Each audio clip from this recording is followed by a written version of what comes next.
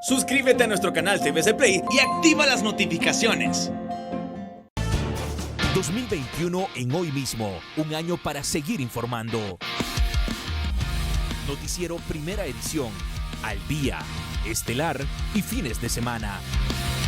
Emisiones diarias que se siguen renovando para no perder detalles de lo que está pasando. Noticias, entrevistas y propuestas. Edgardo Melgar y todo su equipo periodístico sigue comprometido con Honduras. 2021. Toda la información está en Hoy Mismo. Esto es lo último en noticias. Buenas noches, bienvenidos al noticiero estelar Hoy Mismo. Hoy en la Fuerza Nacional Antimaras y Pandillas, porque hay capturas importantes producto de operativos, fuertes operativos que se han realizado en Tegucigalpa. Estoy con el portavoz de esta institución policial. Gusto saludarle, si nos dice en qué consisten estas capturas.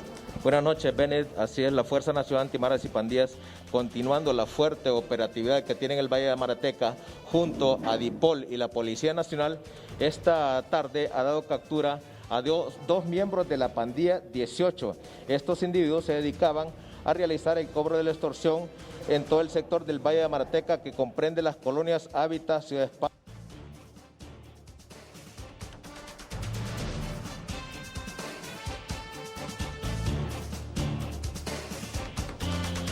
Muchísimas gracias. Un gusto saludarles desde el departamento de Santa Bárbara. Más temprano hemos conversado con el vocero de la Policía Nacional, el clase 3, Frederman Reyes, quien nos habla en relación sobre una importante captura que se le ha dado a 3 personas del sexo masculino, a quien se les ha decomisado varios paquetes de supuesta cocaína. Lo escuchamos aquí en Noticieros Hoy Mismo. La Policía Nacional en las últimas horas ha dado detención a 3 personas del sexo masculino por suponerla responsable del delito de tráfico de drogas en su modalidad de transporte. Fueron decomisados también 3 vehículos y 178 kilos de clorhidrato, una composición química, según los expertos, para la elaboración de cocaína. Estos ya fueron remitidos a lo que es Fiscalía de Santa Bárbara el día de ayer, Fiscalía de San Pedro Sula, perdón. ¿Se logró dar la captura de estas personas? A través de investigación por parte de una rama de la DPI, que es la Dirección Policial de Antidrogas, la Dirección Nacional de Fuerzas Especiales, la Policía Nacional Local en Santa Bárbara, en colaboración también, a través de seguimiento e investigación se logró dar este duro golpe a lo que es el narcotráfico y ya fue remitido a lo que es San Pedro Sula, la Fiscalía. ¿Se sabe para qué destino iba a tener esta supuesta droga? Según información preliminar, se maneja que iban de la entrada a Copán hacia San Pedro Sula, eso es lo que se maneja hasta ahorita. Quiero comentarles que esta captura se realizó en la comunidad de Ceibita Norte, en este departamento de Santa Bárbara. Jefferson Molina en cámaras, en este informe de Alexis Gutiérrez, para Noticieros Hoy Mismo. Esto es lo último en noticias. Así es, efectivamente, compañeros televidentes de Noticieros Hoy Mismo. Hace algunos instantes ha sido ultimado de varios impactos de arma de fuego el presidente del patronato de la colonia San Jorge en Cofradía.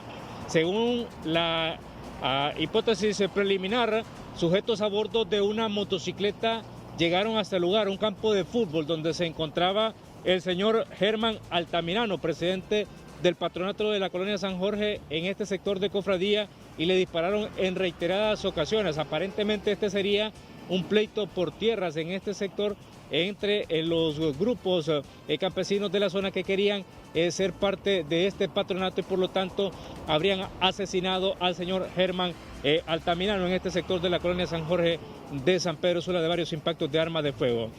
Ese es lo que se está haciendo por parte de las autoridades correspondientes. Ya se ha acordonado el área para recabar los indicios correspondientes y así iniciar la línea de investigación en torno al asesinato de este presidente del patronato. De igual forma, a los miembros de la Fuerza Nacional Antimaras y Pandillas le ha dado detención a un supuesto extorsionador, miembro de la estructura criminal Mara Salvatrucha, identificado como Seiden Johan Canales Flores, quien se le denomina en el bajo mundo el alias El Pichete, y se le supone que este sería el responsable ya directamente del empaquetamiento de personas y que estarían apareciendo embolsadas en diferentes sectores, tanto Choloma como San Pedro Sula, y ya se le ha abierto una investigación por parte de los miembros de la Fiscalía contra el Crimen Organizado en este sector. Esas son las investigaciones que se están siguiendo en torno a la detención de esta persona, quien sería miembro de esta estructura criminal. Vamos con Omar Valenzuela hasta el centro del territorio nacional de Ciguatepeque con más informaciones. Bueno, muchas gracias, compañero. Un gusto saludarle desde la ciudad de Ciguatepeque. Más temprano hemos abordado al ingeniero Jorge Escobar, miembro de la Corporación Municipal y que está encargado de obras públicas en este municipio. Una importante noticia que quiera o no es un lugar muy seguro que debemos de tener todos, es el cementerio, y es que van a ampliar para tener 400 cubículos más o menos en este espacio del cementerio Las Mercedes de Barrio El Pardés. Escuchemos las reacciones. Hice la petición a los regidores de que se retomara la cuestión de los cementerios, ¿verdad? Porque el informe nosotros lo pasamos hace mucho tiempo, incluso pasamos el presupuesto, pasamos el diseño, ya se habló con el dueño del predio donde está el cementerio de Las Mercedes, y el dueño de este predio, pues él nos obsequió prácticamente, sería un área de 10 metros por 100 metros, lo que él prácticamente nos está regalando a la municipalidad, pero con una condición de que él quiere que se hagan nichos, no quiere que se haga como normalmente se ha venido haciendo. Bueno, hasta ahí lo que nos ha manifestado el ingeniero Jorge Escobar, una buena noticia, quiere o no, esta inversión que ya está aprobada prácticamente y que en los próximos días se va a comenzar con esta ampliación, con una nueva modalidad de cementerio que incluso va a ser de ejemplo a nivel nacional y del cual estaremos dándole seguimiento aquí a través de Noticieros Hoy Mismo. Desde el Parque Central de la ciudad de Ciguatepeque, continuamos con más noticias aquí en Noticieros Hoy Mismo.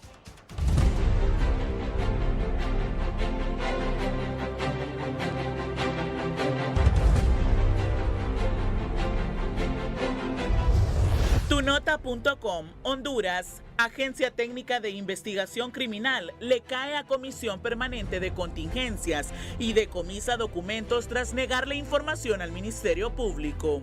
Hay 5 líneas de investigación referente a las compras efectuadas en el marco de la pandemia del COVID-19 en Honduras, entre ellas la de percoladoras y televisores. El Universal México: vacunarán a maestros de Campeche el fin de semana. En febrero reiniciarán clases presenciales, dice Andrés Manuel López Obrador. Prensa Libre Guatemala: mañana o el jueves se conocerán nuevas medidas para el COVID-19, mientras Instituto Guatemalteco del Seguro Social reporta aumento en positividad. Prensa Gráfica El Salvador: advierten riesgo de capacidad hospitalaria en El Salvador debido al aumento de casos de COVID-19. La Prensa Nicaragua: Ministerio de Salud reporta en una semana 55 casos y una muerte por COVID-19. La Nación Costa Rica: COVID-19 en Costa Rica. Laboratorios privados podrán realizar pruebas a viajeros con destino a países que exigen diagnóstico negativo. Y la Prensa Panamá: primer lote de vacunas contra la COVID-19 llega a las 2 de la madrugada de mañana 20 de enero. Las primeras 12.840 vacunas contra la COVID-19 llegarán al país a las 2 de la mañana del miércoles 20 de enero, confirmó el Ministerio de Salud. Mayra Mejía, Noticieros Hoy Mismo.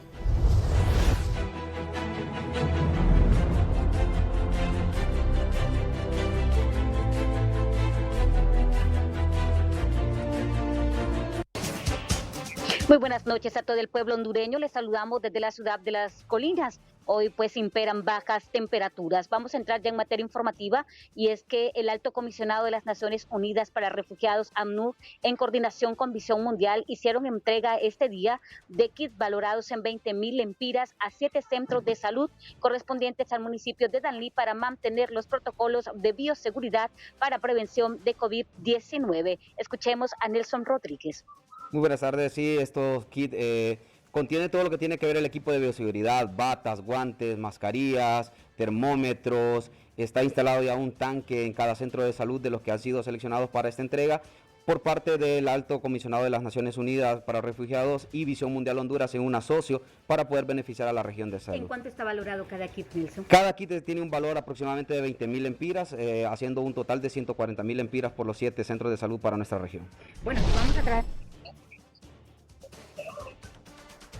Es así que ya con la entrega de estos kits valorados en 20,000 lempiras, pues ya los centros de salud contienen lo que es un Rotoplas, también que estaba incluido dentro del mismo para que los médicos y enfermeras mantengan todos estos protocolos de bioseguridad, ya que son zonas muy postergadas. Vamos ahora a una pausa comercial y continúe usted con su telenoticiero hoy mismo. Buenas noches amigos televidentes de Hoy Mismo Estelar. Mire, el delegado regional de Derechos Humanos, Rolando Milla, ha informado que tienen presencia desde el pasado jueves en los puntos fronterizos de Agua Caliente y El Corrido, con defensores que trabajan para la no violación de derechos a los migrantes. Aquí los detalles. Desde el inicio de la formación de la caravana, la que salió de San Pedro Sula, las dos caravanas que se unieron posteriormente, el comisionado les dio un monitoreo sobre el avance de las personas, por qué sectores salían, si salían por Agua Caliente, El Florido o Corinto. En este sentido hemos tenido presencia permanente en las tres fronteras, dándose el hecho que por primera vez salió masivamente la gente por el lado del Florido, que nunca había sucedido, porque las dos aduanas que se ocupaban normalmente para salida de estas caravanas había sido Corinto y Agua Caliente. Declaraciones del abogado Rolando Milla, delegado regional de Derechos Humanos para el occidente de nuestro país. Con esa nota viajamos a la ciudad de San Pedro Sula. Ahí se encuentra nuestro compañero Eduardo Coto. Buenas noches, Eduardo.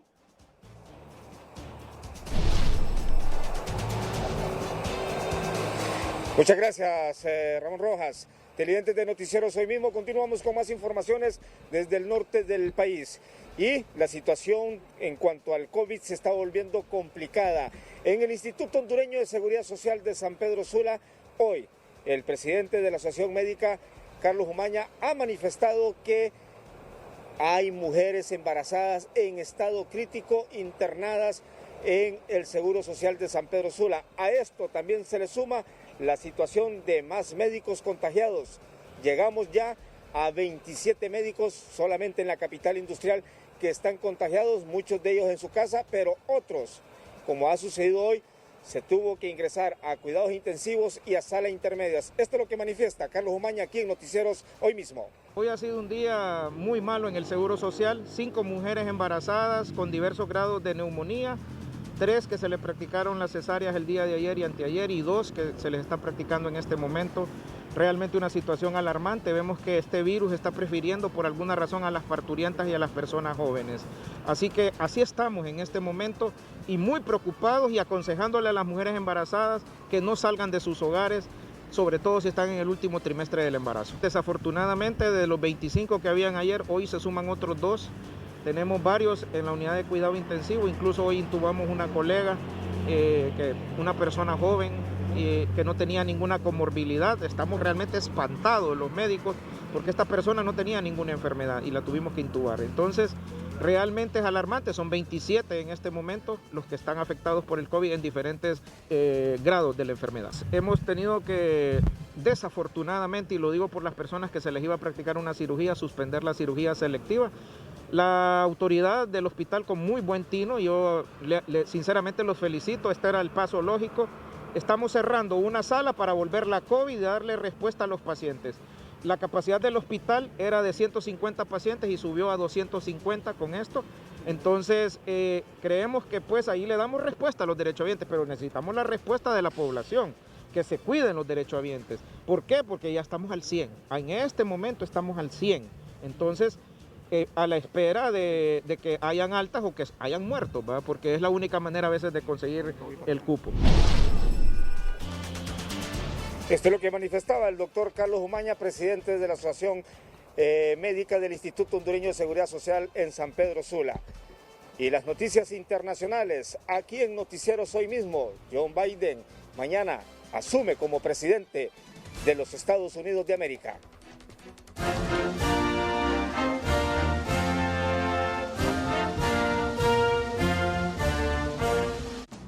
El presidente electo Joe Biden y su familia arribaron a la base de la Fuerza Aérea Conjunta Andrews en Washington, en la víspera de la toma de posesión como futuro jefe de la Casa Blanca.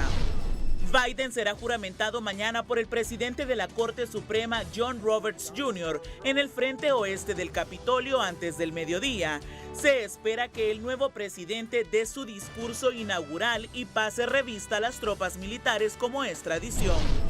Según fuentes oficiales, el vicepresidente Mike Pence no asistirá a la ceremonia de salida de Donald Trump, ya que estará en la investidura presidencial de Joe Biden como se espera que haga el vicepresidente saliente.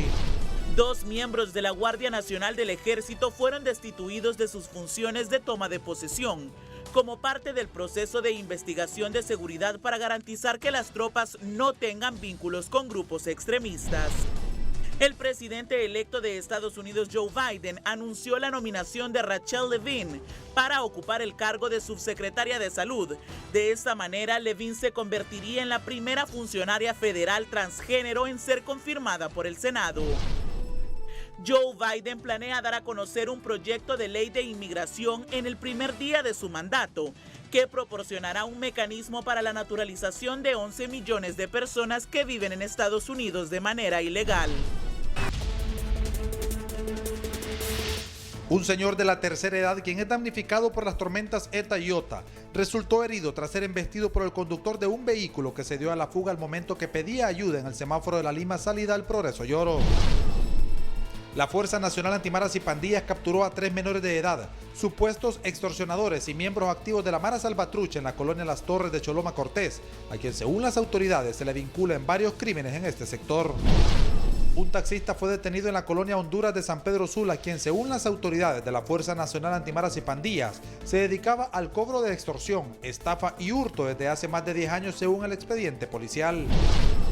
Los pobladores del sector de El Crucero en Chamelecón denunciaron hoy la acumulación de agua lluvia en la calle principal, lo que imposibilita el acceso a varias colonias y temen dañar sus vehículos al querer llegar a sus hogares. Jason Maldonado, Noticieros Hoy Mismo. Y taxistas ceibeños están exigiendo que les reparen una calle. Este es el reporte de Nahum Monge. Exigiendo la reparación de un tramo de la carretera CA13 entrando desde el departamento de Colón a la ciudad Puerto de la Ceiba, los taxistas este día realizaron una acción de protesta por varias horas. Sí, lo que le estamos pidiendo a las autoridades locales o nacionales, que vengan y lo reparen la calle. No les estamos exigiendo de inmediato que tiren asfalto ni pavimento, sino que drenen lo que es las cunetas, que cuando después de esta lluvia que pasó, dañó la calle, para que nosotros podamos acceder completamente. Las intransitables condiciones de este eje carretero podría causar problemas y solicitan una pronta respuesta a las autoridades competentes. Si hubiera una vía siquiera donde pasamos unos primero y los otros después, pues nosotros estamos de acuerdo, si no estamos, pero no se puede pasar. Ahí, la gente peatonal no puede pasar.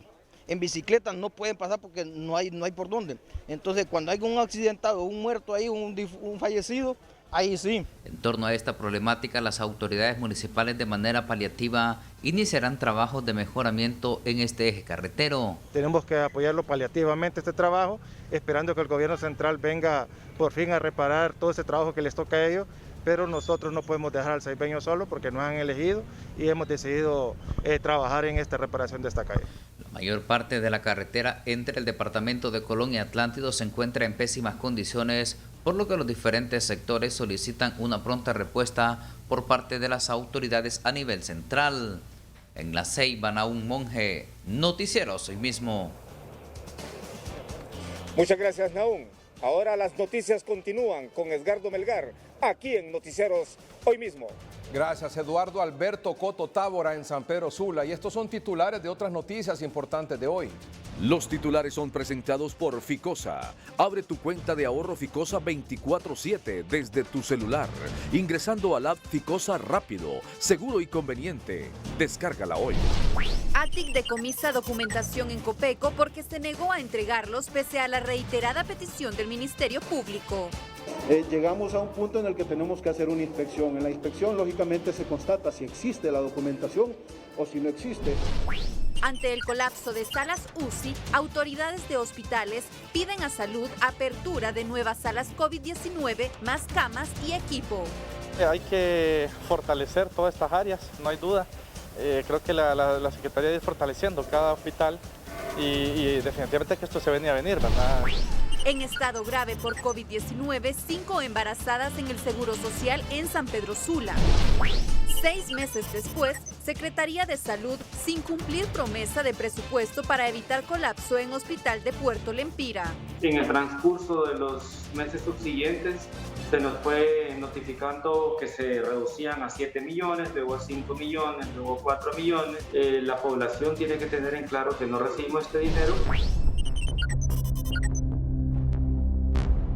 Esta noche en Porque Nos Importa, construyendo esperanza por una vivienda digna para damnificados. Nosotros lo que miramos era que más bien que íbamos a perder la vida, porque al ver de que se estaba llenando de un solo, va que de poquito a poco el agua más arriba, hasta que nosotros salimos con agua al cuello. Casi desapercibido en los últimos días de mandato y su ausencia en la toma de posición de Biden marcarán la salida de Donald Trump. Los titulares fueron presentados por Ficosa. Abre tu cuenta de ahorro Ficosa 24/7 desde tu celular, ingresando a la app Ficosa rápido, seguro y conveniente. Descárgala hoy. Este es su noticiero Hoy Mismo con Edgardo Melgar.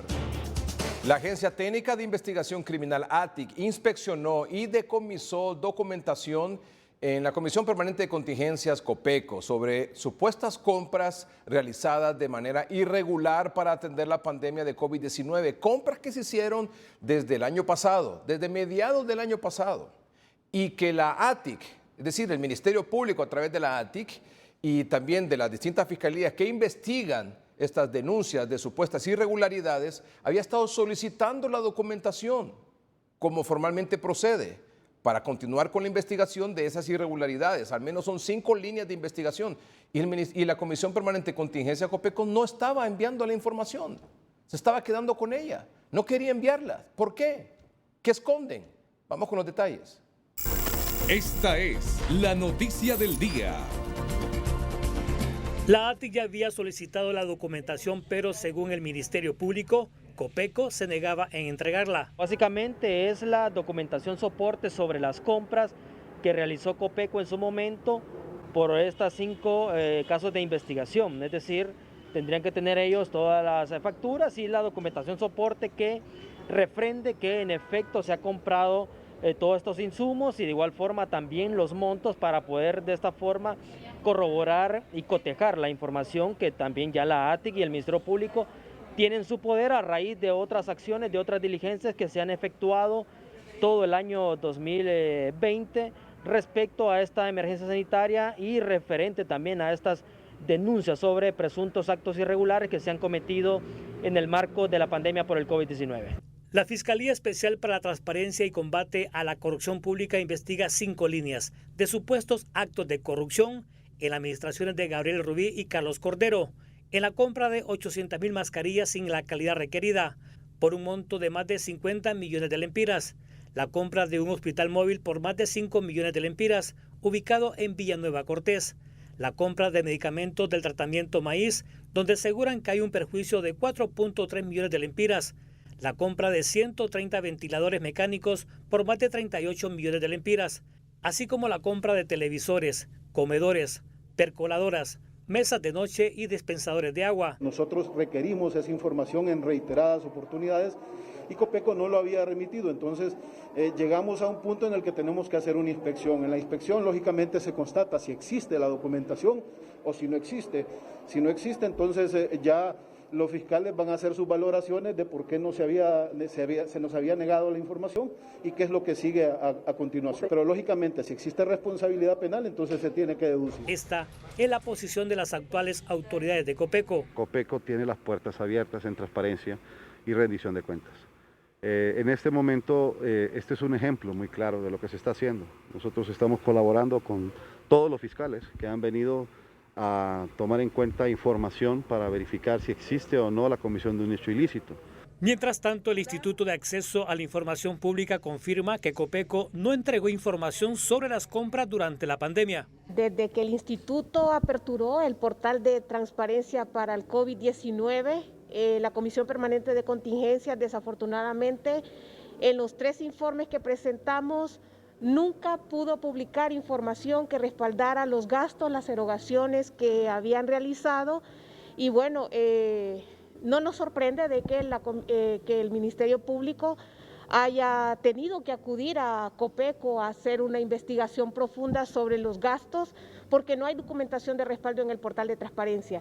La documentación decomisada por el Ministerio Público será el soporte para posibles requerimientos fiscales según las autoridades. Flavio Pavón, Noticieros Hoy Mismo. Esta fue la noticia del día. El Ministerio Público además sigue 27 líneas de investigación por presuntos delitos cometidos durante la pandemia, 9 de ellos contra el exdirector de Inves, Marco Bográn. Los detalles con Eddie Quintero. Las líneas de investigación que se siguen al exdirector de Inves H, Marco Bográn, son por la compra irregular de 7 hospitales móviles en Turquía por un monto de $47.4 millones. En este caso, los supuestos delitos cometidos son fraude, que se pena de 5 a 7 años de cárcel, abuso de autoridad que conlleva inhabilitación para desempeñar cargos públicos por un periodo de 3 a 6 años y malversación de caudales públicos cuya pena es de 4 a 6 años de cárcel según el nuevo Código Penal. Autorizar gastos de viáticos por el alojamiento de 5 funcionarios de Inves H en un hotel de lujo por un monto de 101.199 lempiras con 60 centavos, por lo cual se le acusó de malversación de caudales públicos en requerimiento fiscal presentado el 5 de octubre de 2020. Otorgar a la empresa Consultores en Ingeniería SADCB del señor Napoleón Bográn Idiáquez, tío del exdirector de Inves, un contrato millonario de supervisión de la construcción del plantel para la instalación del hospital móvil en Santa Rosa de Copán, por el cual se le acusó por el delito de violación de los deberes de los funcionarios en requerimiento fiscal emitido el 8 de octubre de 2020. El daño de un lote de pruebas PCR para COVID-19, cuyo costo fue de 46 millones de lempiras, por el delito de abuso de autoridad y violación de los deberes de los funcionarios. Haber firmado un contrato para la compra de 250 millones de lempiras en equipo de bioseguridad a una empresa china, cuyos delitos son abuso de autoridad y malversación de caudales públicos. Haber sobrevalorado la compra de medicamentos para el tratamiento maíz, por el delito de abuso de autoridad que se pena con inhabilitación especial para empleo o cargo público por un periodo de 3 a 6 años. Haber comprado un lote de kits de pruebas PCR que fueron abandonadas en Corea del Sur por los delitos de fraude y violación de los deberes de los funcionarios. Haber comprado de forma irregular por 33 millones de lempiras a una empresa alemana una máquina de rayos X y equipo de ultrasonido que será recibido hasta este año 2021 por el delito de fraude, malversación de caudales públicos y violación de los deberes de los funcionarios. Y haber comprado 200 ventiladores mecánicos pulmonares a la empresa Grupo Técnico que no fueron recibidos por los delitos de malversación de caudales públicos, fraude y violación de los deberes de los funcionarios. De todas estas líneas de investigación contra Marco Bográn, hasta ahora solo se han judicializado 2 casos que están en etapa de apelación. En el juzgado de letras penal de Tegucigalpa, Francisco Morazán, el ciudadano Marco Bográn tiene 2 expedientes. El primero, que fue presentado en la Secretaría del Juzgado, fue por el delito de malversación de caudales públicos. En este expediente está acusado junto al ciudadano Alex Moraes. Una vez finalizada la audiencia inicial en esta causa, las partes procesales interpusieron un recurso de apelación. Asimismo, también en otro expediente, el ciudadano Marco Bográn está acusado por el delito de violación a los deberes de los funcionarios y una vez finalizada la audiencia inicial, también las partes procesales interpusieron un recurso de apelación. Cabe señalar que los términos estaban en suspenso durante la época de pandemia, pero fueron habilitados a partir del 11 de enero del presente año. Y va a ser hasta que la Corte de Apelaciones se pronuncie si se revoca o se confirma la resolución de los 2 jueces. Marco Bográn se defiende en libertad bajo medida sustitutiva de la prisión por los 2 casos de los que ha sido acusado ante los tribunales de justicia. Eddie Quintero, Noticieros Hoy Mismo. Autoridades del hospital en Puerto Lempira, en Gracias a Dios, denuncian que la Secretaría de Salud incumplió la promesa hecha el año pasado de darles 9 millones de lempiras en presupuesto para evitar que colapsara el hospital ahí en Puerto Lempira. Imagínense ustedes con esta pandemia, con un silencio epidemiológico absoluto en el departamento, gracias a Dios por las circunstancias que todos sabemos y las limitaciones tremendas y la pobreza y la falta de atención histórica en gracias a Dios. Y en medio de esta circunstancia van allá, les prometen el sol, la luna y las estrellas y a la hora, nada. Esta es la información. El pasado 21 de julio de 2020, la secretaria de Salud prometió a las autoridades del Hospital Puerto Lempira presupuesto para solventar los diversos problemas en el centro asistencial. Hemos traído un financiamiento de 19 millones de lempiras que va a servir para fortalecer las salas COVID del hospital, pero también para instalar los centros de triaje en los diferentes municipios. Además de esta visita que hemos realizado, hemos traído equipo de protección personal, medicamentos, pero con el presupuesto asignado por la Secretaría de Salud, aquí estas autoridades tendrán la oportunidad de poder comprar el oxígeno, los insumos, la contratación de recursos humanos para que puedan, en estas instalaciones, poder dar respuesta. Han pasado 6 meses y el Hospital Puerto Lempira sigue sin personal de salud, con problemas de energía eléctrica y hasta con fisuras en su infraestructura. Pero el presupuesto quedó en promesas sin cumplir. Y se nos hizo el ofrecimiento de 9 millones, una cantidad un poquito mayor para la región sanitaria. Pero luego, en el transcurso de los meses subsiguientes, se nos fue notificando que se reducían a 7 millones, luego a 5 millones, luego a 4 millones. Y la última comunicación, que fue más o menos como en el mes de noviembre, nos dijeron que solamente 2 millones. La población tiene que tener en claro que no recibimos este dinero. El personal de salud de este centro hospitalario debe de trabajar con los constantes apagones de energía eléctrica.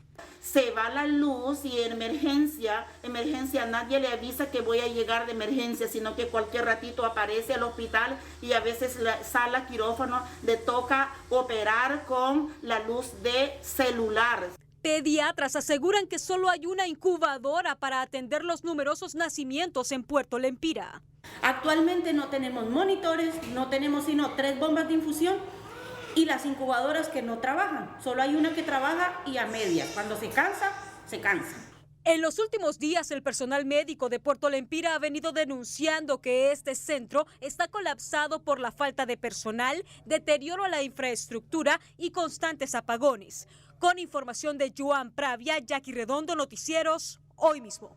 Una persona de la tercera edad falleció por COVID-19 en el centro de triaje en el Centro Cristiano Internacional.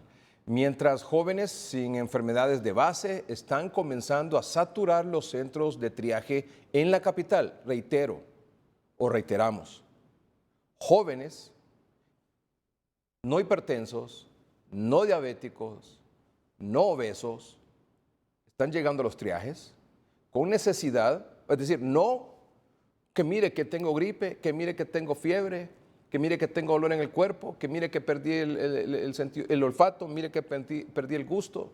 No, están llegando solicitando, ¿sabe qué? Oxígeno. Esta es la información. En un 50% se mantiene la positividad en el triaje Centro Cristiano Internacional, en donde más de 300 personas son atendidas diariamente. En las últimas horas se reportó la muerte de una persona. Tuvimos un paciente fallecido aquí en nuestra sala de estabilización. El paciente era una persona masculina de 82 años, procedente de lo que es el municipio de La Venta. Lastimosamente, pues la persona ya vino con una falta de oxígeno un poco grave. Entre 250 hasta 400 pacientes son atendidos a diario en el triaje del Centro Cívico Gubernamental, la mayoría en condiciones no estables. Solo el día de ayer se atendieron 391 personas. Las personas están viniendo en una condición mucho más delicada. Mientras en el triaje de la colonia Mayangle las atenciones también van en aumento, al ser atendidas más de 300 personas a diario. De estas, el 50% son pacientes que requieren área de estabilización. Lo que sí hemos visto un mayor incremento, paciente que hemos tenido que ingresar a nuestra sala de estabilización para luego referirlo al segundo nivel, que representa el 50% de la capacidad de nuestra sala de estabilización. Jóvenes sin enfermedades de base comienzan a llegar a los centros de triaje producto al relajamiento de fechas anteriores, según el reporte de la región metropolitana.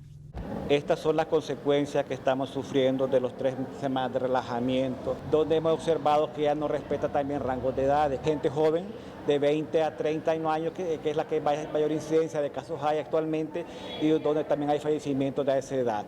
Hasta la fecha, 14 personas han muerto en triajes durante el 2020 y 2 durante el 2021. Alejandra Navarro, Noticiero Hoy Mismo. Ante el colapso de las salas de cuidados intensivos, prácticamente en todos los hospitales donde hay unidad de cuidados intensivos, las autoridades hospitalarias están solicitando, pidiendo a gritos, evidentemente porque están angustiados, están desesperados, no saben qué hacer por la demanda de cupos en cuidados intermedios y en unidad de cuidados intensivos. Demandan, suplican por la apertura de nuevas salas, de más camas, de equipos necesarios, del personal que se requiere, por lo menos en los centros de triaje, y habilitarlos como centros de estabilización, como siempre se ha planteado aquí, centros de estabilización para no colapsar los hospitales. En el Hospital San Felipe, las salas para pacientes COVID-19 se llenaron en apenas 2 semanas, informaron las autoridades. Y estamos recibiendo pacientes no solo de los triajes, estamos recibiendo pacientes de los municipios de Francisco Morazán y esto nos tiene sumamente preocupados. Como le digo, solamente tenemos 12 cupos y ya la unidad de cuidados intensivos ya iniciamos a ingresar pacientes el día de ayer. Ya se ingresaron los 5 pacientes graves que nosotros consideramos que evaluó la intensivista y el jefe de medicina interna, y no tenemos cupo ya en la UCI y en las salas únicamente tenemos 12 cupos ya. Expertos consideran que ante el aumento de pacientes es tiempo de equipar nuevas salas, con más camas y más equipo. Hay que fortalecer todas estas áreas, no hay duda. Creo que la Secretaría de ir fortaleciendo cada hospital y definitivamente que esto se venía a venir, ¿verdad? Ya al pensar en diciembre se sabía que iba a haber un pico y creo que ahí, ese momento en que cada autoridad de cada hospital debe tener ya ese fortalecimiento, con apoyo de la Secretaría, para ya tener más capacidad y más fortalecimiento. La petición de los galenos coincide con las propuestas y planteamientos que se han realizado en los diferentes espacios informativos de Noticieros Hoy Mismo y 3030. ¿Sabe usted cuántas camas tienen los 3 triajes? Porque solo hay 3 triajes en San Pedro Sula. Solo hay 3, no hay más, 3. El del Infop, el de Expocentro y el del Colegio de Ingenieros. ¿Sabe cuántos son? En San Pedro Sula, que evidentemente no atiende solo a pacientes de San Pedro Sula, sino que llegan de El Progreso, Villanueva, Potreríos, Pimienta, Cofradía, etc. Infop tiene 20 camas, Expocentro tiene 5, Colegio de Ingenieros tiene 3. ¿Sabe cuántas son? 28. Sí, 28 camas nada más en centros de triaje o estabilización. ¿Y en Tegucigalpa cuántos hay? 216. Vea la diferencia. En San Pedro Sula hay 28 camas en centros de triaje o de estabilización y en Tegucigalpa hay 216. Según reporte de las autoridades, la mayoría de las salas de cuidados intensivos en este momento están llenas y la única posibilidad de abrir un cupo es cuando un paciente muere. Es lamentable hablar de fallecimientos, de personal, pueblo hondureño que llegó demasiado tarde a los hospitales, pero la situación se da. Nosotros cerramos el 2020 con una letalidad de 2.6, con un total de 775 fallecidos en el 2020. Iniciamos el 2021 igual con una letalidad de 2.6, ya un acumulado en la semana 1 y 2 y parte de la 3 con un total de 28 fallecidos. Y frente a la saturación de las salas críticas en cuidados intensivos de los diferentes hospitales de la capital, aquí, en el cementerio público de la Alcaldía Municipal se han aperturado 17 nuevas fosas para sepultar cadáveres bajo protocolo de COVID-19. Olman Uclés, Noticieros, Hoy Mismo.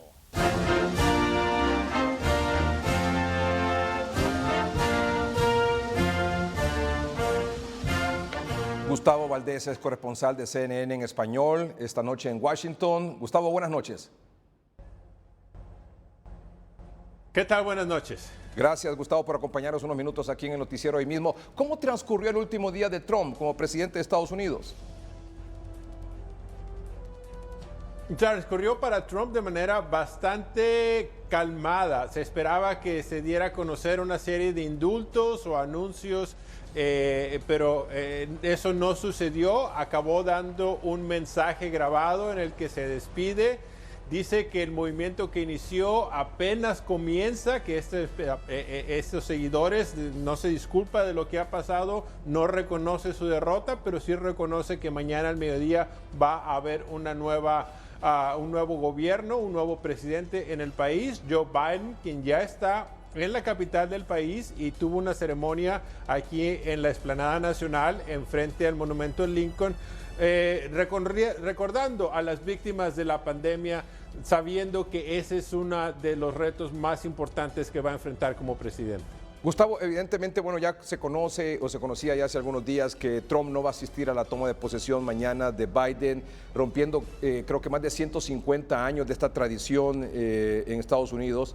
¿Qué otros detalles cree usted que son interesantes conocer esta noche de cómo será esta toma de posesión mañana? Bueno, empezando por el hecho de que tampoco la primera dama invitó a la entrante primera dama a que viniera a recorrer la Casa Blanca, algo que es tradicional. Hace 4 años Michelle Obama invitó a Melania Trump a que recorriera la Casa Blanca. Eso no sucedió. Tradicionalmente el día comienza con la nueva pareja llegando a la Casa Blanca. Ahí se dirigen al Capitolio para las ceremonias. Y ese es el cambio extraoficial del gobierno. En esta ocasión, Donald Trump y Melania se van a subir en Marine One, van a la base aérea y de ahí se van a Mar-a-Lago cuando él aún es presidente. Él quería tener una gran fiesta de salida con honores militares, enviaron invitaciones a una gran cantidad de personas, pero el reporte que tiene CNN es que muy pocas personas están aceptando esta invitación, así es que pudiera ser una despedida muy solitaria para Donald Trump. Otro cambio, bueno, es lo que ves a mis espaldas. Estamos en la Explanada Nacional. Generalmente aquí es donde se congrega la gente para ver la toma de posesión, pero como la gente no puede venir por cuestiones de la pandemia, no necesariamente por cuestiones de seguridad, en lugar de que esté la gente, se han puesto estas miles de banderas de los 50 estados, de los territorios del país, de las banderas estadounidenses que van a representar a los ciudadanos que no pueden participar. La ceremonia en su totalidad va a ser, bueno, en su mayoría va a ser virtual, ceremonias transmitidas por televisión, por redes sociales. No va a haber el desfile tradicional del recorrido del Capitolio a la Casa Blanca, así es que vamos a ver muchos cambios y no va a ser ese ambiente de fiesta, además de que todavía tenemos la tensión generada por la invasión al Capitolio la semana pasada y una gran parte de la capital está totalmente blindada con más de 25,000 miembros de la Guardia Nacional. Usted decía que, Gustavo, que ya Biden está en Washington. Entiendo que hubo o participó él en una actividad que tiene que ver con los fallecidos por COVID-19 durante esta pandemia en Estados Unidos. ¿Qué nos puede decir al respecto? Fue una ceremonia bastante emotiva y algo que no se vio durante el tiempo en que Donald Trump estuvo en el poder. El reconocer que hay víctimas de esta pandemia, el dirigirse a los estadounidenses y prometerles que va a tratar de mejorar la situación, que también el reporte que tiene CNN parece ser un reto, porque ahora el equipo de transición está diciendo que quizá no les estén dando toda la información necesaria, que no tienen información verídica de los números de vacunas que se han distribuido, de las vacunas que están disponibles, algunas cuestiones que pudieran complicar el inicio de la estrategia del nuevo gobierno, que tendría que primero ver en qué estado se encuentra la respuesta del gobierno en la distribución de la vacuna, por ejemplo, para poder establecer las políticas que ellos creen son necesarias. Y Gustavo, finalmente, ¿cuál ha trascendido o qué sabe usted sobre cuáles podrían ser las primeras decisiones, probablemente mañana o el jueves, de Joe Biden, y quizás alguna de ellas tenga que ver con Latinoamérica o el tema migratorio? El tema migratorio es algo que Joe Biden quiere tocar rápidamente. se espera que si no el primer día, en la primera semana presente un proyecto de ley. Hay que recordar que lo que él puede hacer es presentar una legislación, se tiene que aprobar en el Congreso, que aún está dividido, aunque los demócratas tengan la mayoría. Él puede hacer decretos como lo hizo Obama, como lo hizo Trump, cada quien dependiendo de sus políticas, pero hasta ahora uno de los mensajes que han dado, y si escuchamos durante el día de hoy en las audiencias para confirmar al secretario de Seguridad Interna, Mayorkas, quien será el encargado de inmigración, ellos dicen que hay que tener paciencia, que no van a poder simplemente decir vamos a cambiar las acciones de Trump y se van a cambiar inmediatamente. Dicen que va a haber que esperar. También tienen que lidiar con la realidad, que significa de que si de repente ellos dicen ya no vamos a hacer lo que hizo Trump, hay decenas de miles de personas en la frontera del lado mexicano que están esperando entrar a Estados Unidos, de la gente que antes durante Obama podían llegar a decir quiero asilo, se les daba un proceso y se les permitía entrar. A esas personas se les ha detenido en México durante estos 4 años, así es que serían un gran número de personas que de repente quieren entrar creyendo que Joe Biden simplemente va a abrir las puertas, y el presidente entrante debe tener cuidado, porque ese pudiera ser su primer problema político cuando esta gran cantidad de personas empiece a llegar no a la frontera, a las otras ciudades en el interior del país, que es lo que pasó durante el primer auge, durante la época de Obama. Gustavo Valdés, muchas gracias por este informe desde Washington, muy amable. Buenas noches. Buenas noches, es Gustavo Valdés, es corresponsal de CNN Español en Washington esta noche. Mañana a partir de las 11 de la mañana, hora de Honduras, tendremos aquí por TSI, por Noticieros Hoy Mismo, la transmisión especial de la toma de posesión de Joe Biden. Vamos a un corte comercial en el noticiero, pero cuando regresemos, la licenciada Ana María Villeda de Cafati esta noche en Porque Nos Importa, un proyecto de tremendo impacto para muchas familias en Santa Bárbara, construyendo esperanza. Sí, volverán a tener su casa y una casa nueva. Ya volvemos. Esas 2 tormentas fueron impresionantes. Aquí en esta zona nunca había visto esto que pasó. Aquí habían 20 viviendas en este sector, de lo cual solo quedaron ruinas, alrededor de 30 familias. Y en el municipio fueron dañadas más. Estás viendo Hoy Mismo gracias a Óptica Popular. Mira este 2021 con otros ojos por solo 1.090 lempiras y te obsequiamos el regalo de tu elección, solo en Óptica Popular.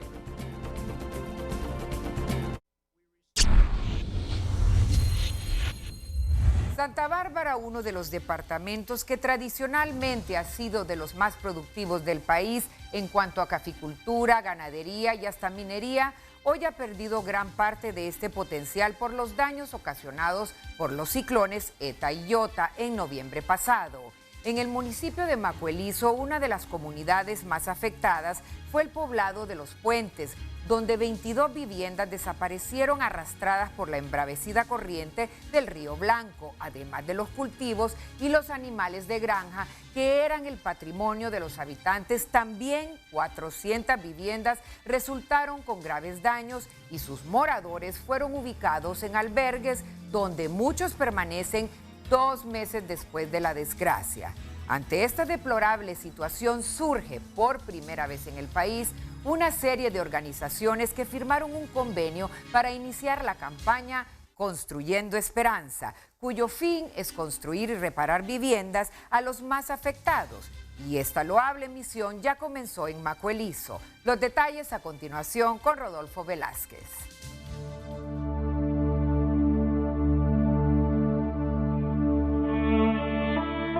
Es un panorama desolador dejado por la fuerte corriente del Río Blanco en la comunidad de Los Puentes Macuelizo, Santa Bárbara, que arrancó de cuajo las viviendas ubicadas en su ribera luego del paso de los fenómenos climáticos.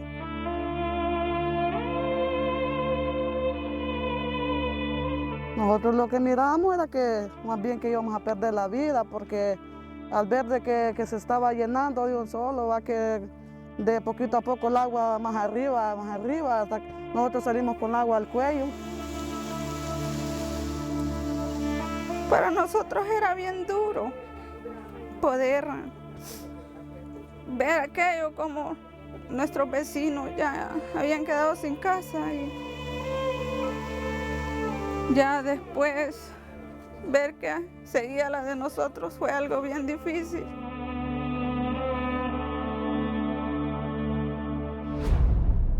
En su inusual crecida, el río, que alcanzó una gran velocidad, durante su desplazamiento destrozó todo lo que había a su paso. Esas dos tormentas fueron impresionantes. Aquí en esta zona nunca había visto esto que pasó. Aquí habían 20 viviendas en este sector, de lo cual solo quedaron ruinas, alrededor de 30 familias. Y en el municipio fueron dañadas más de 400 viviendas. Tenemos gente en albergues todavía. Este evento vino a marcar la vida de varias familias en nuestro municipio. Les cambió la vida de un día para otro, ya que estas tormentas arrasó con lo que ellos tenían, sus casas y sus cultivos. Las construcciones precarias no soportaron la furia de la corriente del agua por el desbordamiento del río. Nosotros somos testigos de cómo por nuestro municipio a diario pasan cantidad de camiones llenos de trozos de árboles que han cortado y que se lo llevan a venderlo a San Pedro para generar riqueza. El mal manejo de la misma cuenca del río o el delta del río. El hecho de que estar socavándolo por sacarle arena, por ejemplo, para construcción, para obra. La catástrofe se produjo minutos después que una tromba de agua provocara una acumulación de ramas, troncos y piedras. Cuando construimos donde no debemos de construir, corremos la posibilidad de que los ríos vuelvan a tomar esos cauces donde hemos construido y llevarnos nuestras estructuras. Es decir, que el agua lo que hace es exactamente eso, llena los poros del material o de la roca o del suelo, lo vuelve más pesado y sumado a una pendiente, por ejemplo, como la que tienen allá, pues se genera el movimiento. Por eso miraban movimientos repentinos que a medianoche o en un momento, en cuestión de minutos, se venían grandes cantidades de agua por este fenómeno, ¿verdad? La vorágine causó estragos arrasando con furor cuanto encontró en su camino, lo que no ocurrió durante el huracán Mitch. Entonces puede ser que con el Mitch tuvieron suerte en que en esa zona de Macualizo no llovió, mientras que con ETA o IOTA o con los dos, pues llovió mucho más. Hay muchas fallas que cruzan el departamento de Santa Bárbara. Se activan con la lluvia. ¿Por qué? Porque la humedad genera inestabilidad.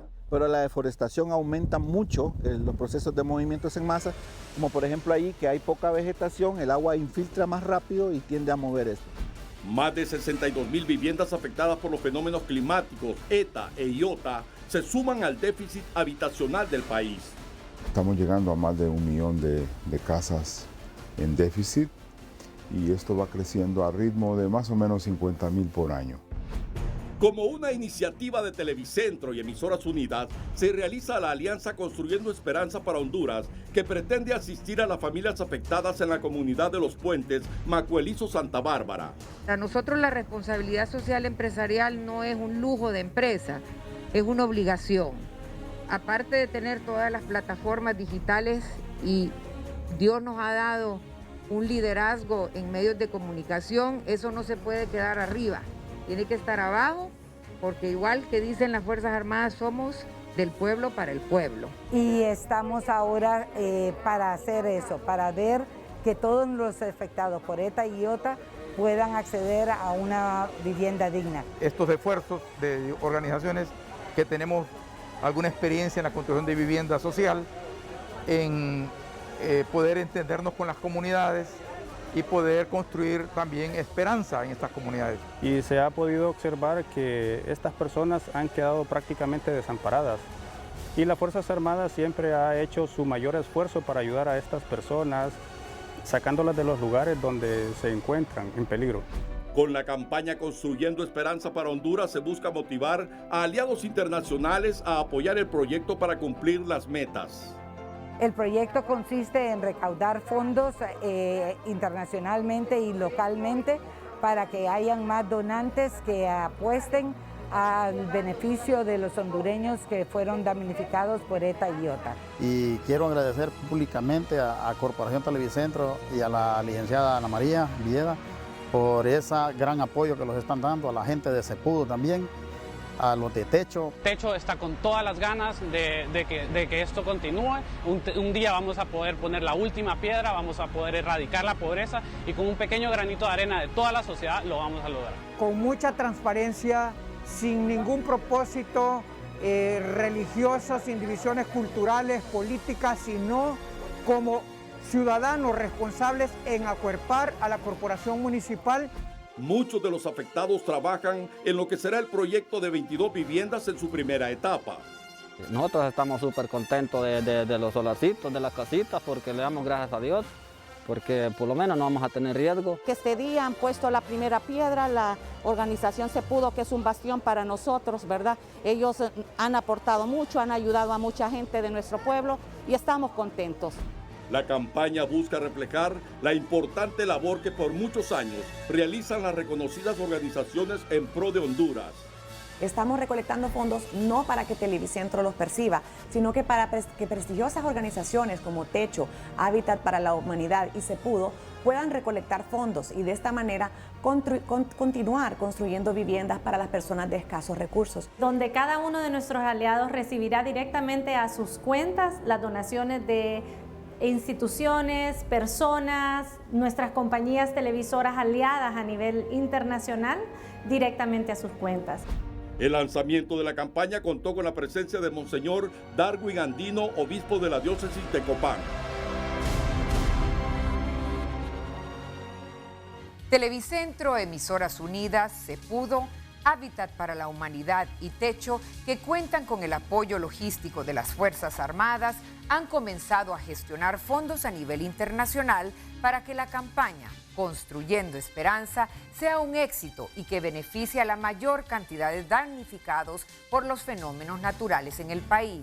La idea es que todos los hondureños que tengan contactos en el exterior puedan promover esta iniciativa, porque no solo se trata de que afuera vean la calamidad, sino el deseo de trabajar de un pueblo que con un poco de apoyo apuesta por levantarse, por salir adelante. Si el déficit de vivienda en el país ha sido crónico, después de los recientes fenómenos naturales, la mora habitacional ha empeorado, por lo que en Televicentro y Emisoras Unidas, así como nuestras plataformas digitales, deseamos ser protagonistas de una solución permanente para nuestros compatriotas más afectados.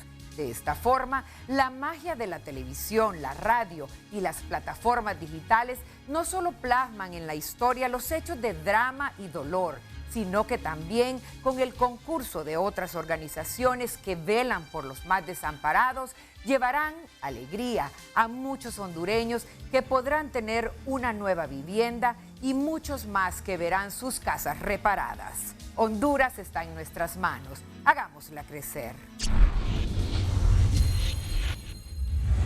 Este 2021 nuestra fe se queda en casa para rendir homenaje a la Virgen de Suyapa, patrona de Honduras, con mucho amor y devoción desde cada uno de los hogares hondureños.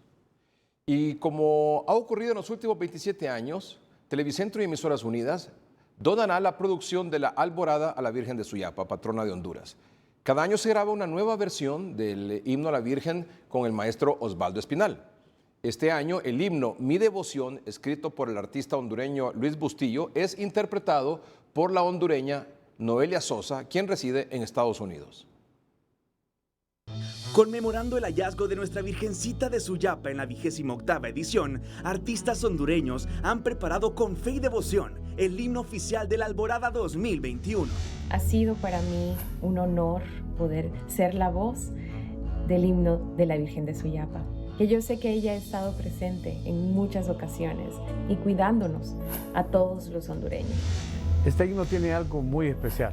Le estamos pidiendo a la Virgen que ayude a los pobres, que ayude a la gente que realmente ahorita no tiene, como en esencial ello puede ser trabajo, casa.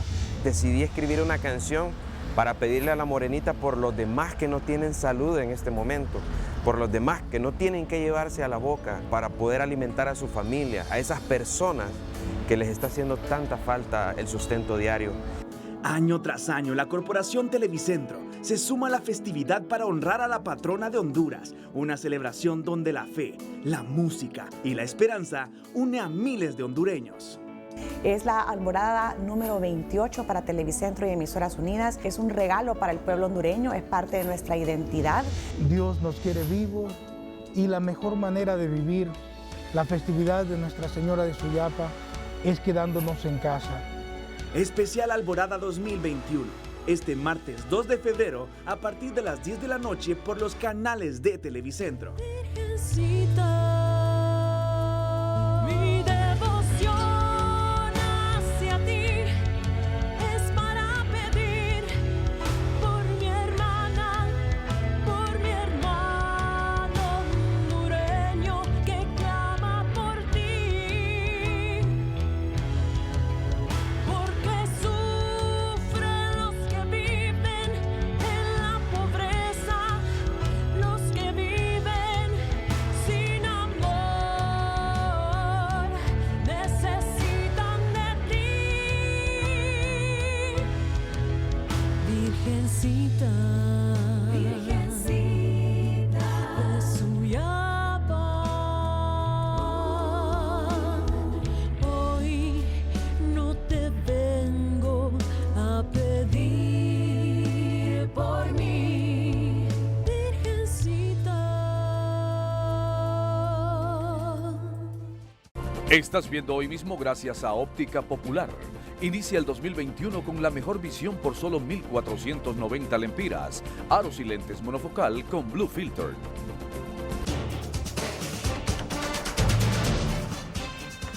Estamos esta noche con la doctora Silvia Portillo, aquí en el noticiero. Doctora, gracias por acompañarnos. Buenas La doctora noches. Silvia Portillo es patóloga y epidemióloga del Instituto Nacional Cardiopulmonar El Tórax. Doctora, un par de cositas. Mañana tendremos una presentación fabulosa con usted sobre el tema de liderazgo en la pandemia. Sí. Pero dos temas que yo quisiera que usted abordara esta noche y sus comentarios, por favor. El primero de ellos es, atención, el 18 de enero, es decir, ayer, Sí. en un reporte de la Unidad de Vigilancia de la Salud, dice, oiga bien usted, defunciones confirmadas en 2021. Defunciones confirmadas en 2021. Esos son hospitalizados. Tiene que ser la página anterior, la página de portada. Defunciones, aquí está, miren, enfóquelo aquí.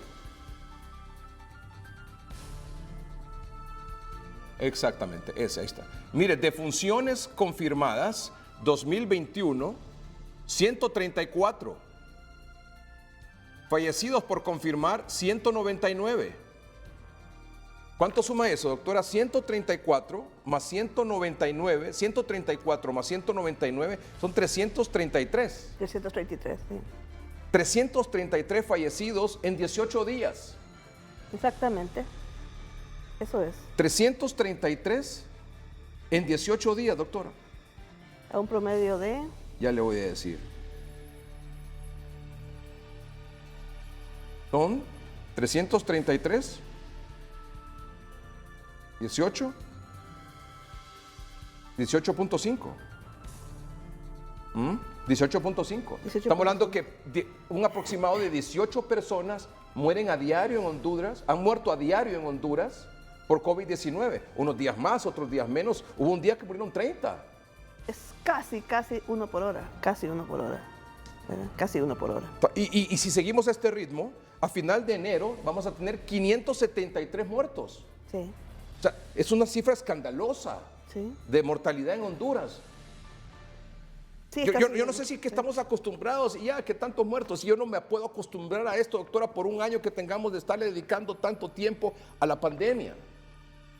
Sí, es bien doloroso, licenciado, porque cuando se ve cada persona, cada familiar, cada núcleo comunitario que pierde a esos miembros, jóvenes ahora, o sea, cuando uno está viendo que está disminuyendo la edad, que están aumentando las mujeres, la mujer representa algo muy importante para los hogares, son madres, abuelas, son el legado de una comunidad. Es bien doloroso, bien doloroso. ¿Y dónde se están muriendo más? Se están muriendo más, como lo hemos insistido aquí en el noticiero, en la región metropolitana en San Pedro Sula. Sí. Ahí en el municipio de San Pedro Sula es donde más se están muriendo este año. Van 46 fallecidos en 18 días. Casi 2 por día. Y luego aquí en el Distrito Central, 37. Y ahí va la cuenta. En total, entre confirmados y no confirmados son 333. Y yo insisto, y no me voy a cansar de repetirlo, solo hay 28 camas en 3 triajes en San Pedro Sula. Las UCI en el Seguro Social y en el Catarino Rivas están llenas. En el Leonardo Martínez no hay UCI. ¿Qué es lo que se necesita? Más centros de estabilización que se habiliten, porque la población, los pacientes ya van necesitando, por las razones que sea, porque llegan tarde, porque el virus está más agresivo, por lo que sea, están llegando a necesitar, a los triajes, a necesitar oxígeno. Sí. Y ahí en estas 28 camas los pueden tener horas, no los pueden tener días porque no tienen la capacidad para ello. ¿No cree usted que lo que compete es habilitar, por ejemplo, la unidad de cuidados intensivos en el Leonardo, que se cerró el año pasado, de habilitar más centros de estabilización en San Pedro Sula? Alguien decía hoy, si ya sabíamos que esto iba a venir. Entonces la pregunta es, ¿por qué no se prepararon? Mire, hay una circunstancia que quiero yo como que aclaremos y visualicemos muy bien. En primer lugar, vuelvo a repetir, ¿verdad? La contención comunitaria es importante. Lo que sucede es que como no hemos hecho una adecuada vigilancia y contención comunitaria, hoy ya estamos teniendo que fortalecer todos los niveles de atención, el primero y el segundo, o sea, los hospitales y los centros. Porque si no fortalecimos los centros, entonces en el momento en que la movilidad hizo el desastre natural que hace la movilidad en este tipo de epidemias de enfermedades respiratorias, entonces hoy tenemos necesidad también de aperturar más en el segundo nivel, pero realmente no tenemos que desenfocarnos. O sea, por supuesto que es necesario abrir muchísimo y le voy a decir una cosa, apostemos por los centros de estabilización. Las UCI van a estar ahí, ¿verdad? Necesitando, pero si hay un buen centro de estabilización, va a ver usted que la gente va a salir adelante. Evita que lleguen a colapsar los hospitales. Exactamente, en las UCIs, ¿verdad? En las UCIs, sí. Ahora, y los hospitales en las salas de alto flujo. Pero lo que tenemos que hacer es una masiva, pero masiva instalación de centros de estabilización, de centros de triaje y brigadas casa a casa. ¿Por qué? Porque hay muchos pacientes que lo único que van a necesitar es que el médico, la enfermera lo vigilen diariamente. Ayer lo veíamos con el doctor Isaí Hernández. En Choluteca. En Choluteca, impresionante, ¿verdad? Impresionante descripción de lo que todos los médicos tienen que hacer en el nivel primario, en el primer nivel de atención. Él dentro de su ámbito lo ha hecho muy bien y eso tendría que ser reproducible de cada médico, pero eso también requiere que haya una masiva contratación de médicos generales que como él vayan comunidad, casa por casa, observando a la gente y en el momento en que ya ven que está complicándose, trasladarla. Eso es lo que requiere esto, ¿verdad? Entonces, no quiero que nos desenfoquemos porque podemos volver a caer en el error de pensar que son las UCI las necesarias. No. Lo que queremos evitar es que lleguen a UCI. Exactamente, ¿verdad? Exactamente, ¿verdad? Entonces... Pero ahora, por lo que no se hizo aquí en la contención primaria y el seguimiento epidemiológico, entonces, ¿dónde se está requiriendo, dónde hay demanda de atención? Aquí. En el otro extremo, en las salas de alto flujo, cuidados intermedios y unidad de cuidados intensivos. Mire, yo también diría otra cosa, ¿verdad? Estoy de acuerdo con usted, pero también lo que pasa es que es más escandaloso el que se complica que el que está enfermo, ¿verdad? Y entonces mientras esté enfermo en su casa, ¿verdad? La está pasando más o menos, ¿verdad? Nosotros no nos damos cuenta que hay mucha muerte comunitaria. Así es. Entonces, hay un subregistro. Exactamente. Entonces yo estoy segura que hay muchísima gente que está muriendo. Bueno, ese señor que llegó al centro cívico... Al CCI anoche. Al CCI, perdón. Entonces, hay mucha muerte comunitaria y en las aldeas es peor porque la gente se muere, lo envuelven, ¿verdad? Y lo entierran. Y el otro tema, la vacuna. Eddie Quintero tiene un reporte sobre ese tema, porque también es un tema preocupante, de mucha angustia para nosotros aquí, porque no hay respuesta para ese tema. Vean. La Secretaría de Salud desconoce cuándo llegarán las 1.9 millones de vacunas adquiridas a través de la iniciativa COVAX. La Secretaría de Salud, junto con su Consejo Consultivo, sigue planificando todo ese proceso de introducción a la vacuna a nuestro país. Dependemos definitivamente de las fechas, ¿verdad?, que tengan las empresas que prácticamente han concursado con el mecanismo de COVAX. En este momento sabemos que AstraZeneca ha entrado en negociación, que ya hay un proceso de licitación y que probablemente haya una fecha pero van a ser ellos los que nos van a indicar la fecha propicia que va a llegar a Honduras. Esperamos, estamos confiando, ¿verdad?, en que ya en el mes de febrero pudiéramos tener el primer ingreso, pero eso está sujeto a confirmación del mecanismo COVAX, que es con quien estamos negociando. Y por supuesto es importante informarle a la población que, por otro lado, nosotros estamos iniciando negociaciones bilaterales, pero estamos en un proceso de negociación. Por ahora solo están aseguradas las 1.4 millones de dosis adquiridas por el Seguro Social en alianza con el COEP, que llegarán entre el 21 de abril y el 21 de agosto del año en curso. Lo demás es incierto. Por lo menos de donde nosotros tenemos conocimiento, Jackie, la mayoría de las vacunas ya están comprometidas para el 2021. Si hoy el gobierno sale a buscar estas vacunas, posiblemente las vaya a adquirir, pero hasta para el año 2022. Así que tenemos que hacer un trabajo de lobby, tenemos que hacer un trabajo también de pláticas, negociaciones muy fuertes con las empresas farmacéuticas para lograr obtener vacunas en el año 2021. Abogado. Así que sí ha habido falta de se planificó, pero no se ha ejecutado lo planificado ya. Así afirma el secretario ejecutivo de FONAC, la llegada al país de una vacuna contra el COVID-19 para la población en general tardará mucho tiempo. Claro que genera incertidumbre, pero debemos de estar conscientes que así como es la víspera, así será la fiesta. Es decir, las posibilidades de que en el corto plazo podamos tener masivo acceso a la vacuna, desde mi perspectiva, está lejano. Es decir, yo creo que aquí más bien hay que buscar mecanismos profilácticos, por ejemplo, explorar otro tipo de medidas que mientras la vacuna no venga puedan ser efectivas. El sector privado exige poner mayor diligencia en el tema. El gobierno debe de permitir que se le ayude. El tema a veces es que lo centralizamos todos y no permitimos esa colaboración. Y bueno, de ahí viene obviamente la Secretaría de Salud, es una institución demasiado grande y demasiado burocrática, debe de ser muchísimo más ágil. Nosotros hemos señalado y hemos brindado todo el apoyo, hemos tratado también con compañías farmacéuticas de que se acerquen, de que tengan reuniones, pero es un tema de mucha disponibilidad también de lo que se pueda realizar.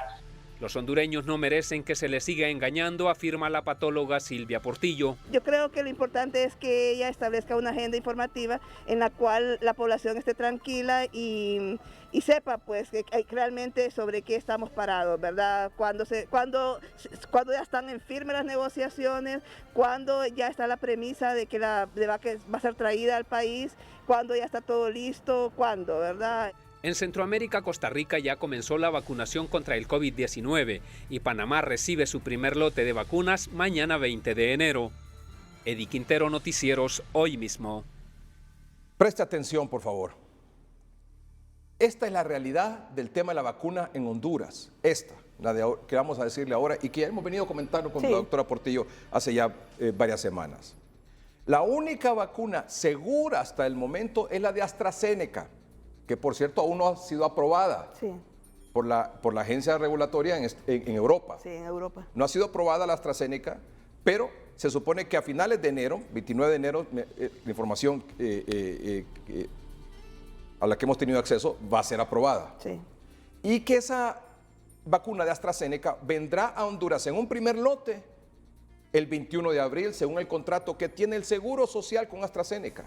Y que gracias a Dios el Seguro Social negoció desde mediados del año pasado, septiembre, agosto, por ahí, agosto, septiembre, con AstraZeneca esa compra, que llegó incluso al gobierno, a obligar al gobierno a que reformara la ley de vacunas para que el Seguro Social la pudiera comprar con el aval de la empresa privada, porque es mucho dinero. Sí, mucho dinero. Acuérdense que se tuvo que pagar un 20% adelantado, la vacuna no ha sido aprobada y hay que pagar un 40% una vez que la vacuna ya está aprobada.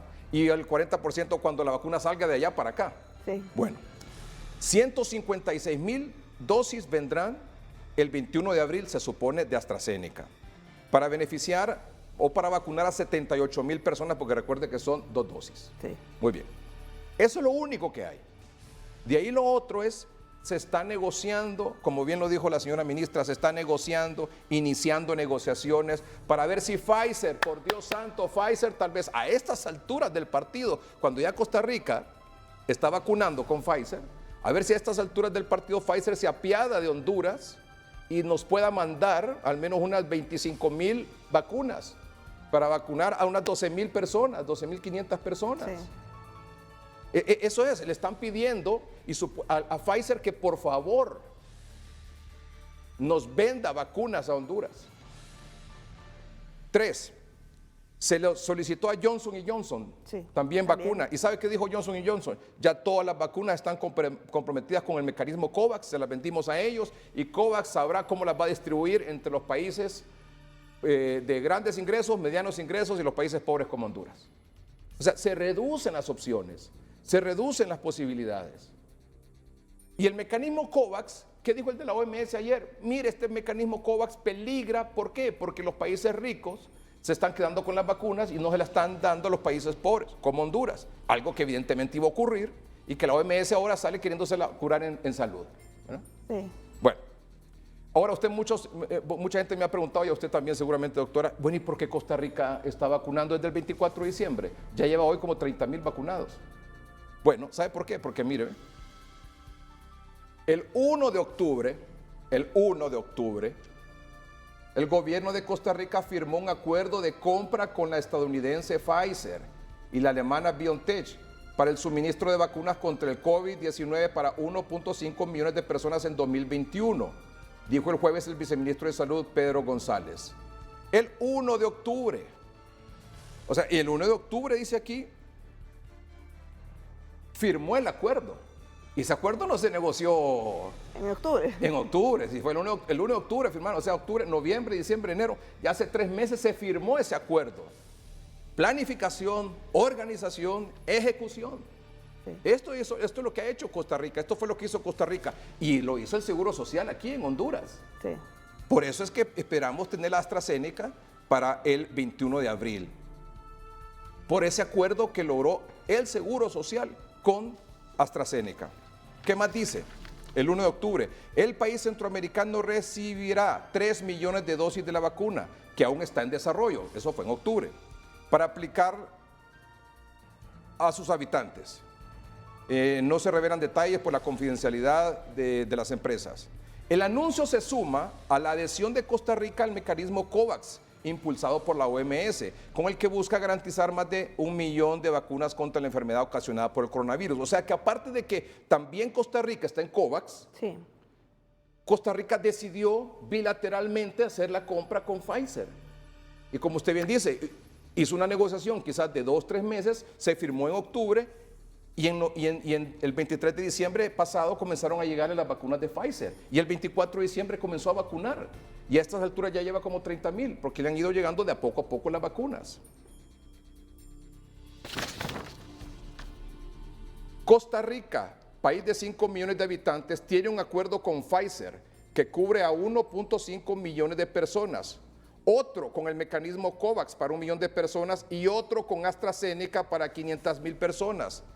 ¿Qué quiere decir esto? Que Costa Rica, aparte de estar en ese mecanismo COVAX, que va a beneficiar también a Honduras, hizo negociaciones directas con AstraZeneca para 500,000 personas y con Pfizer para 1.5 millones de personas. Y Panamá anunció hoy que el primer lote de vacunas Pfizer contra el COVID-19 llegará a Panamá el miércoles 20 de enero.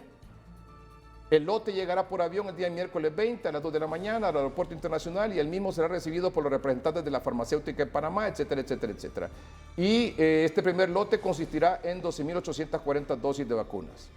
En el día de hoy, 19 de enero, a las 10 de la mañana, Pfizer nos informa que como parte de los planes para aumentar su capacidad de producción, anunciado el fin de semana en Europa y que afectará a Latinoamérica, se reduce temporalmente los envíos de manera global por 3 semanas.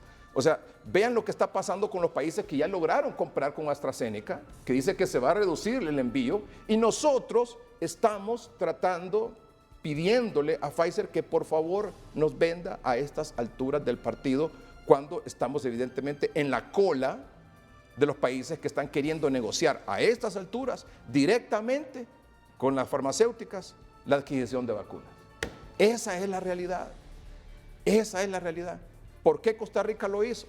¿Por qué nosotros no? Ahí recientemente vimos ahí que con bombos y platillos anunciaron que la universidad tenía ahí los freezer. porque estas vacunas necesitan estar con... Sí, las de Pfizer. Las de Pfizer necesitan estar ahí. ¿Y desde cuándo tiene ese freezer? Ya lo tiene. ¿Por qué no? Sí, ¿por qué el año pasado? Porque cualquiera pudo haber dicho, no tenemos la logística necesaria. Y no la tiene ahí la universidad. Pues. No, y Pfizer lo ofrece. Ya ellos dijeron... Además lo ofrece. Sí. Es como estas compañías de refrescos de cola. Sí, si usted le dice, bueno, yo me voy a buscar con este refresco, ahí le pintan la caseta, le ponen el freezer Sí. y toda la cosa, ¿verdad? Sí, aquí mismo describieron, la Secretaría describió cómo había una compañía que es como una tercerización de servicios que hace Pfizer para trasladar los Doctora, freezers. ante esta realidad, ¿por qué llegamos a esta situación de tener que estar... COVAX ya vimos que es una situación incierta. El mismo director de la OMS lo decía ayer. Sí. Y no logramos anticiparnos desde el año pasado a negociaciones con Pfizer, a negociaciones con AstraZeneca, con ninguna otra. Nos quedamos nada más cruzados esperando que COVAX nos resolviera el problema. ¿Qué pasó? Yo estaba pensando también en que en Honduras, que ha sido tan eficiente en la vacunación, ¿verdad? Un ejemplo mundial, también creo que el mecanismo se volvió un tanto lento porque nosotros tenemos una ley que había que mejorar o que cambiar en vista de la pandemia. Y yo creo que eso también lenteció el proceso internamente, ¿verdad? ¿Cuándo fue que cambiamos la ley para que pudiese el Seguro Social adquirirla?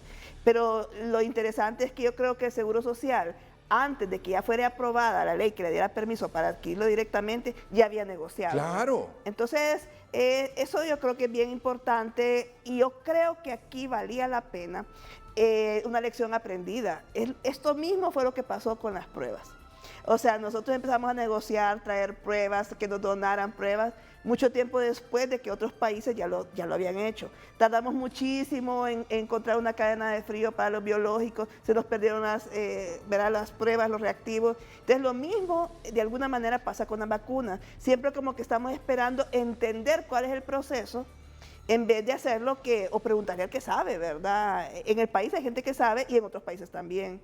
Entonces, de esa manera como que podríamos dar tras la jugada y no lo hemos hecho. Y la otra cosa, que eso ya es mi criterio personal, ¿verdad?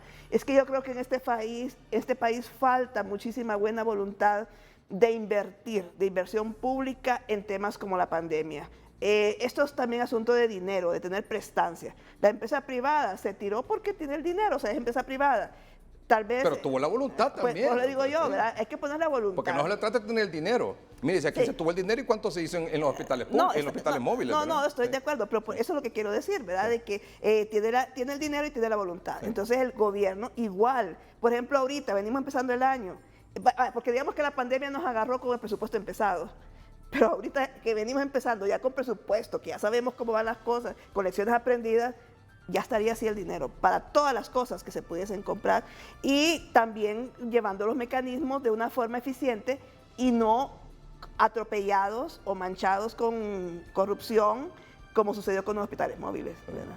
Es tremenda la situación que está pasando con este tema de la vacuna. A mí me preocupa mucho, doctora, porque esto es y cuando finalmente comienza a llegar, va a venir por poquito, como está llegando a otros países. Mire, licenciado, le voy a decir una cosa.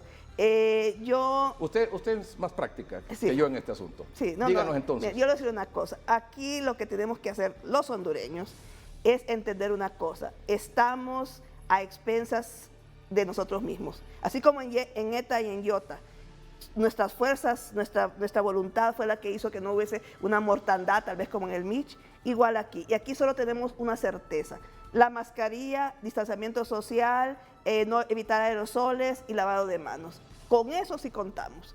Entonces, o nos metemos en la cabeza que eso es lo único que tenemos por seguro, o siga viendo usted cómo hay gente que, mire, es escandaloso. Yo nunca, ya no lo viví en junio ni en julio, pero hoy sí, gente muy cercana a mí, familiares, conocidos, me relatan cómo familias completas se están contagiando porque insisten en celebrar bodas, graduaciones, bautizos.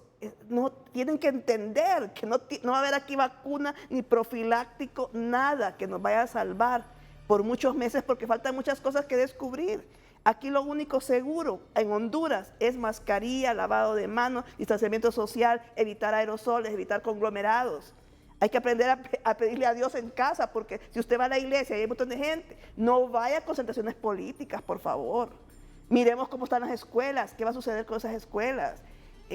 Bueno, hay tantas excusas para conglomerarse, ¿verdad? Por nuestro propio albedrío. Exactamente, exactamente. Con eso sí contamos. Nada más. ¿Verdad? Más claro no le ha dicho la doctora. Solo con su propia decisión. Aquí no puede usted depender de nadie ni confiarse que va a encontrar y que nada. Bueno, yo quiero también aclarar algo. Esto es 50 y 50. Lo que sí puede hacer el gobierno y tiene las posibilidades es, insisto, en una línea de salud pública muy clara con respecto a la promoción de la salud. Se necesita meterle en la cabeza, buscar los mecanismos pedagógicos, aliarse con el Ministerio de Educación, con la universidad, con la pedagógica, la universidad pedagógica, para hacerle entender a la gente más humilde o la más sofisticada, porque en salud nadie es experto, ¿verdad? Ni siquiera tampoco los médicos, de que esos mecanismos que acabo de explicar son los que nos pueden salvar la vida. Doctora, muchas gracias por acompañarnos. Mañana tendremos una exposición magistral, como siempre, de parte suya sobre el tema liderazgo, que evidentemente en este tema de la vacuna, como en muchos otros más en la pandemia, no lo hemos tenido. Necesitamos liderazgo. No hay tiempo para más. Gracias por su atención. Buenas noches y que estén bien.